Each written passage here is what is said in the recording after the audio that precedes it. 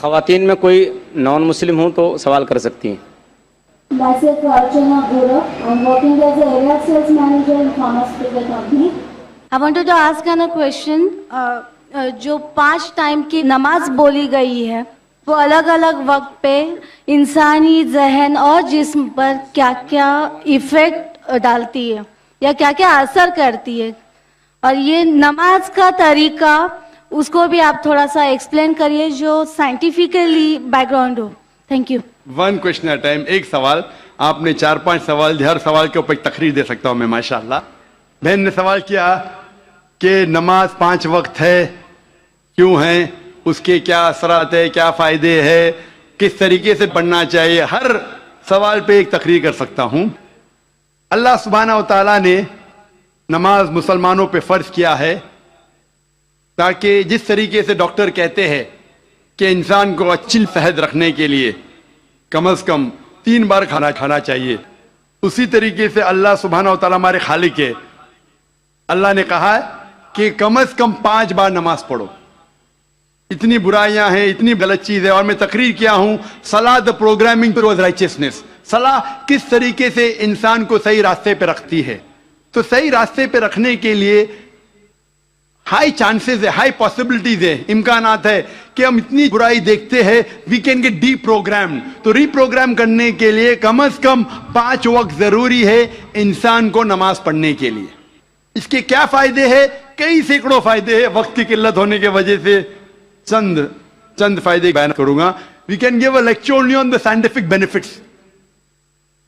آج سائنس کہتی ہے کہ جب ہم صلاح پڑھتے ہیں سب سے بہترین جو صلاح کا پوسچر ہے وہ ہے سجود، سجدہ.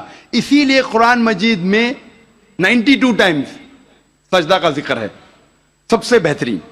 اور آج سائنس یہ کہتی ہے دا ہائی پاسبلٹیز آف چلبینز، منہ کی بیماری آ سکتی ہے.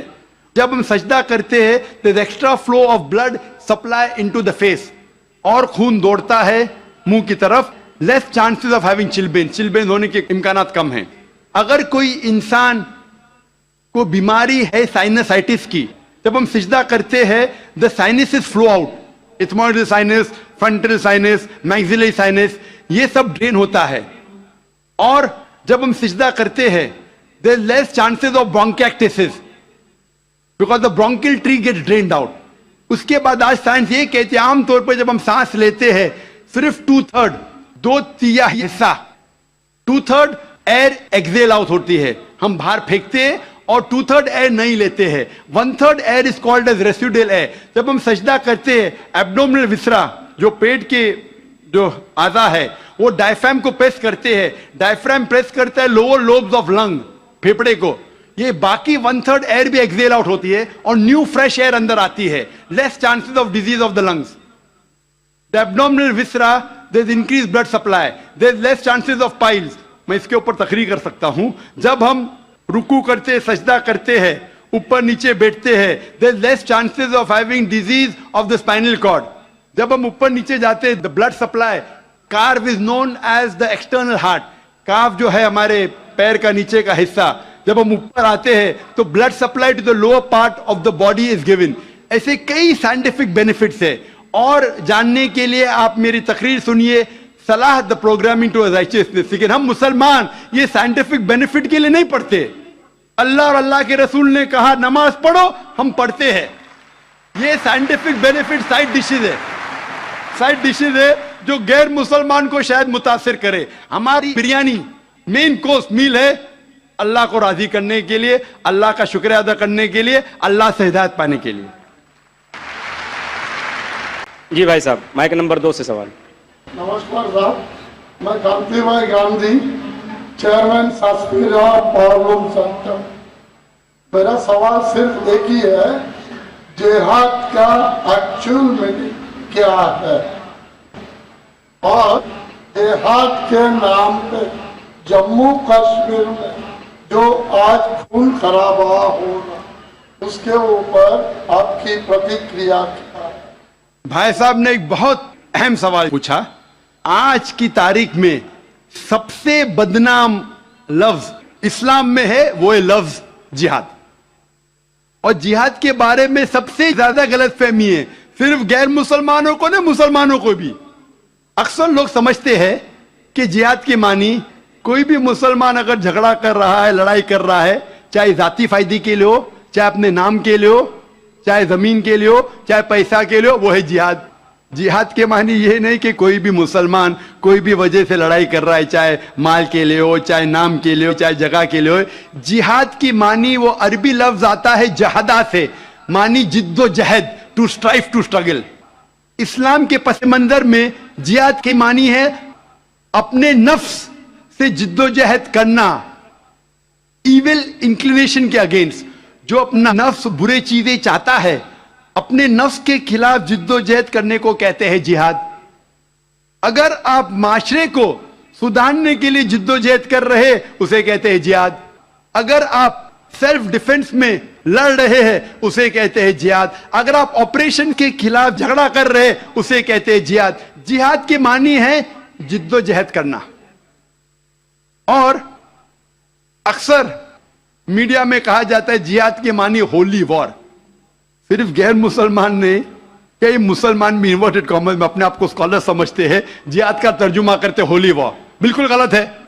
ہولی وار عربی میں حرب مقدسہ, اور اب قرآن مجید اٹھاؤ, کئی بھی قرآن مجید میں حرب مقدسہ نہیں لکھا ہے, کوئی بھی حدیث میں نہیں لکھا ہے. جہاد کے معنی ہولی وار نہیں ہے, پاک جنگ نہیں ہے. یہ لفظ ہولی وار سب سے پہلے استعمال کیا گیا تھا کرسچین کروسیڈرز کے لیے. جب کرسچین کروسیڈرز کرسچینٹی کے نام پہ ہزاروں لوگ کا قتل کیے, اسے کہتے تھے ہولی وار. آج وہ استعمال ہو رہا ہے مسلمان کے لیے. جہاد ڈزنٹ مین ہولی وار. آپ نے کہا کہ کشمیر میں جو ہو رہا ہے, مارنا, لڑنا, جھگڑنا, کیا جہاد ہے؟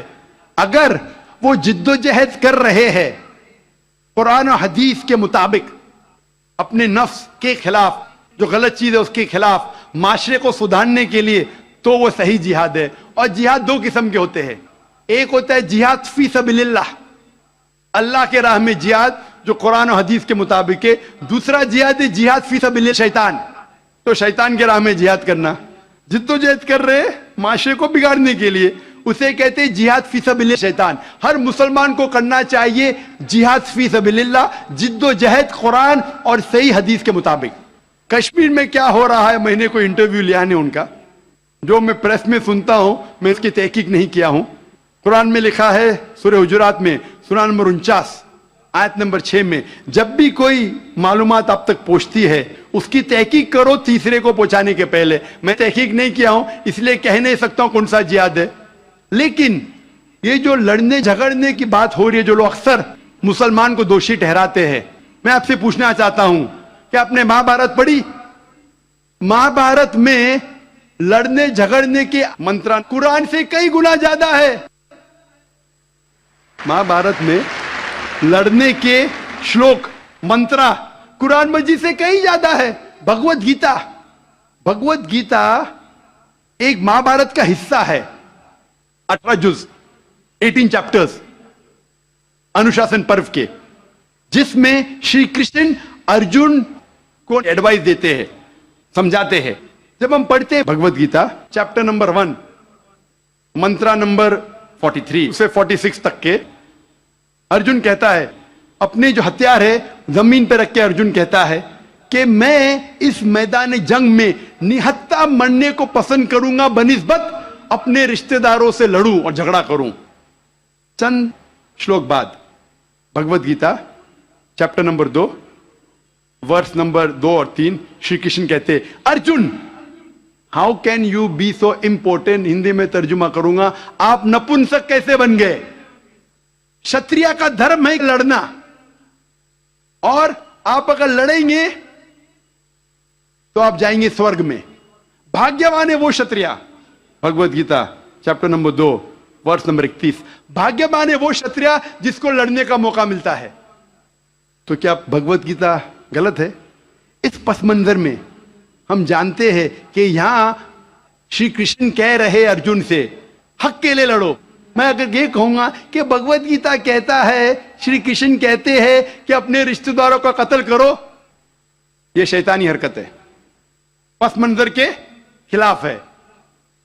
अगर मैं ऐसा कहूंगा कि श्री कृष्ण कह रहे अर्जुन से रिश्तेदार को कत्ल करो तो ये शैतानी हरकत है।